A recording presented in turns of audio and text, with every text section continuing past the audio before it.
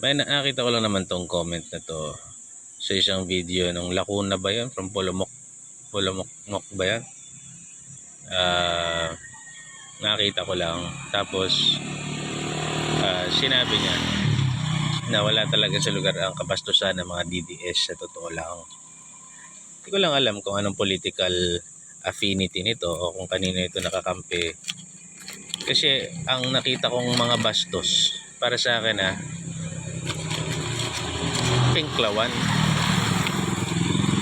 Lalong-lalo na noong 2022 elections, may nananakit, may nagbabanta, may bastos talaga.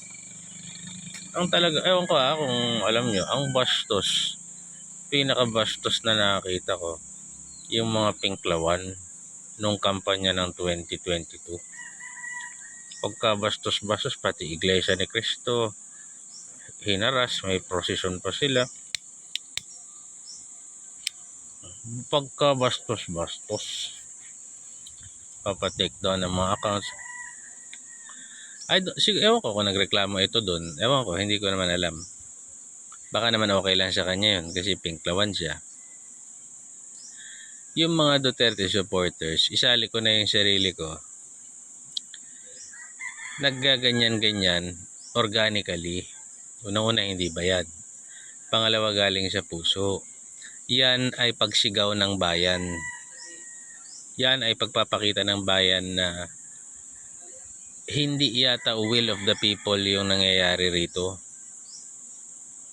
Kasi maraming nananalong politiko na hindi aligned sa gusto ng bayan, which is yung mga prinsipyo ni Duterte, pero nananalo sila. For example, kasi walang kalaban. O kaya sa lugar na yon sila ang Diyos. Hawak nila lahat ng pera, walang lumalaban sa kanila. O kaya dinidisqualify ng COMELEC yung kalaban nila nang wala namang katorya-torya.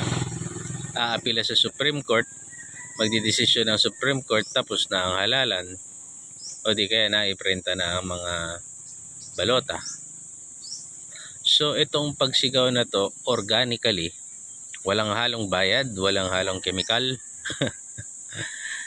ay pagpapakita lamang ng tunay na saloobin ng taong bayan, na ang gusto sana ng bayan, Duterte aligned politicians, hindi yung mga aligned sa bangag na oligarko, hindi yung aligned sa mga NPA. Yun lang ang pinapakita nun. Para sa akin, hindi yun kabastusan.